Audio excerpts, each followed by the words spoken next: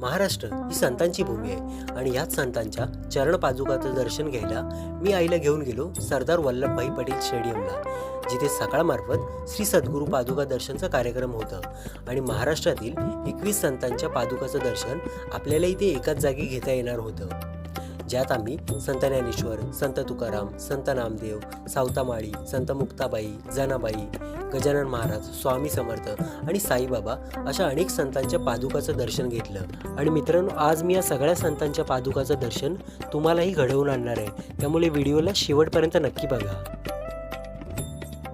संत ज्ञानेश्वर महाराज, निवासी अहिल्यानगर।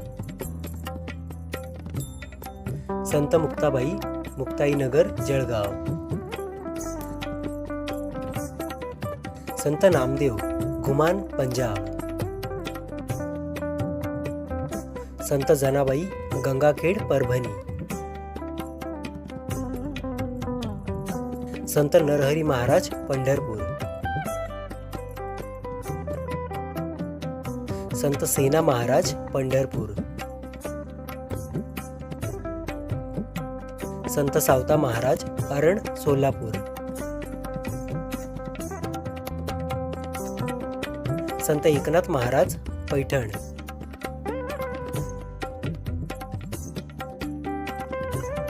संत तुकाराम महाराज, भंडारा डोंगर, पुणे। तर मित्रांनो, आता बघा, आता आपण सगळ्या पादुकांचे दर्शन घेत आता जातोय तर इथे आता मला ना सकाळचे एक व्हॉलेंटियर भेटले, जे हे जे काय श्री गुरु पादुका दर्शनचं जे हा प्रोग्राम जो ठेवला आहे ना, तर त्याचे एक व्हॉलेंटियर आहे जे हे सगळं इथलं नियोजन वगैरे बघण्याचं काम करतात हे। तर सर, पहिलं तुमचं नाव सांगा। हां, माझं नाव शुभम गोळे आहे। तर मी या प्रोग्राममध्ये ॲज अ व्हॉलेंटियर म्हणून आहे, सकाळचा एम्प्लॉई नाही आहे, पण स्वयंसेवक म्हणून एक सेवा द्यायला इथे जॉईन झालो आहे। गेली किती वर्ष हा जो प्रोग्राम आहे सद्गुरू पादुका दर्शनाचा इथे राबवला जातो? तर मुंबईमध्ये तर हे 3रं वर्ष आहे। याच्या आधी वाशीला होतं आणि त्याच्यानंतर इथेच होतं आणि हे आता दुसऱ्यांदा इथे NSCI डोबला होत आहे असं। आणि आता हे पूर्ण महाराष्ट्रामध्ये पण अजून विविध ठिकाणी होणार आहे, त्याची प्लॅनिंग सुरू आहे। ही योजना म्हणजे राबवली जाते एक प्रकारे ही सेवा असं दाखवलं लोकांसाठी, जेणेकरून कारण की आता 21 पादुका म्हटलं तर सगळ्यांना प्रत्येक जागी जाऊन त्या देवाचं त्या संतांच्या पादुकाचं दर्शन घेणं शक्य नसतं, नाही पॉसिबल, वेळेच्या अभावी किंवा काही लोकांना लांब पडतं। याच्यामध्ये एक विशेष कसं आहे की आपल्याला जर प्रत्येक ठिकाणी जाऊन प्रत्येक संतांच्या दर्शन घ्यायचे झाले तर असे 21 संत आहेत ज्यांच्या पादुका इथे आल्या, भरपूर आहेत। पण ज्यांच्या पादुका इथे आले तर ते खूप वेळ लागेल त्याच्यामध्ये, प्लस आपल्या बिझी जीवनातून आपल्याला वेळ सुद्धा मिळत नाही। तर त्यामुळे एक सोयीस्कर म्हणून खास मुंबई वर्लीमध्ये असा एक मोठा उपक्रम राबवण्यात आला। त्यांचे आणि जे पादुका ते लोक ज्याची सेवा करतात त्यांना स्वतः इथे पादुका घेऊन बोलावलं। त्याच्या व्यतिरिक्त आपण 2 दिवस कंटिन्यू भजन कीर्तन वारकरी पद्धतीने कंटिन्यू सुरू आहे। म्हणजे जे आणि ज्याने की एक वातावरण सुद्धा वेगळं झालंय, आध्यात्मिक वातावरण झालंय आणि मोठ्या प्रमाणात प्रत्येक वयोगटाचे लोक येतात, म्हणजे लहानपासून सगळेजण, कारण की कसा वगैरे करून जाऊ शकतो। पण अशा एका खूप मोठ्या फेमस जागेवरती आपल्या मराठी संस्कृतीचं आणि आपली जी एक पूर्ण हे आहे आपलं डिवोशन, एक आध्यात्मिक जे आपला वारसा आहे त्याला प्रदर्शित करण्याचा एक प्रयत्न आहे आणि सगळ्यांनी याचा लाभ घ्यावा असं माझं रिक्वेस्ट आहे। म्हणजे जर पुढच्या वर्षी होत असेल तर तुम्ही जे कोण व्हिडिओ बघताय तर तुम्ही सगळ्यांनी पुढच्या वर्षी जर इथे होत असेल ना तर NSCI वरळी डोम येथे तुम्ही पुढच्या वर्षी आता ऑनलाईन किंवा न्यूज माध्यमांच्या माध्यमातूनही कळतं की इथे कधी राबवलं जातं। मार्चच्या दरम्यानच, मार्चच्या महिन्यामध्ये। अच्छा, ठीक आहे। टुवर्ड्स मार्च 2nd वीक असणार दरवर्षी म्हणजे आता प्रयत्न सध्या तरी प्रयत्न चालू आहे। साईबाबांच्या पादुका आहेत ज्या आपल्या नाशिक संभाजीनगरमधून आलेल्या आहेत।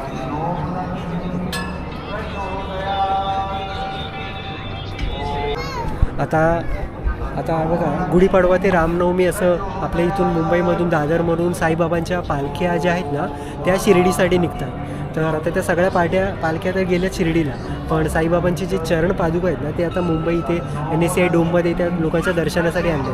तर इथून नंतर मग त्या परत जाणार शिर्डीला, रामनवमीच्या आधीच ते तिथे नेऊन पोहोचवल्या जाणार आणि तिकडून मग लोक परत त्यांच्या पादुकांचे दर्शन घेऊ शकतात शिर्डीला जाऊन।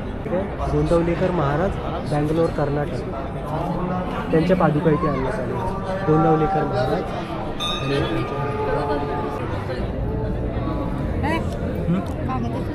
कसं वाटतं अरे सांग व्हिडिओ पहिल्यांदा आलीस काय अनुभव राहिला म्हणजे कसं वाटलं बघून हे सगळं छान वाटलं. प्रसन्न वाटलं ना पहिल्यांदा आलीस आणि तुझे किती राऊंड झाले आता म्हणजे तीनदा बघितलं दुसरा राऊंड चालू आहे. म्हणजे माझ्या आईने 21 पादुका आहे तिथे टोटल आणि असं पूर्ण डोमला असं राऊंड मारावा लागतो ना प्रत्येक पादुका बघत बघत तर आईने ऑलरेडी किती 2 राऊंड मारलेस दुसरा चालू आहे. दुसरा चालू आहे म्हणजे एकदा परत एकदा बघून आली पण मन नाही भरलं त्यामुळे आई परत एकदा राऊंड मारायला गेली आता अजून तो अर्धा झाला आहे तो आता अर्धा अजून कवर करणार आणि अशा किती राऊंड मारणार अजून तू 2 राऊंड बस झाले कसं वाटलं साईबाबांचे पादुकांचे होते स्वामींचे पादुका होते संत ज्ञानेश्वर महाराजांचे संत तुकाराम महाराजांचे पादुका भेटले कारण की आता बघ एवढे सगळ्या पादुकांचे दर्शन घ्यायला आपल्याला तिकडे जावं लागतं ना कारण की आता तू आळंदीला कितीदा जाऊन आलीस 2-3 वेळा झाले. ते संगत मजा आली चला आता काय करूया चला असं जाऊ.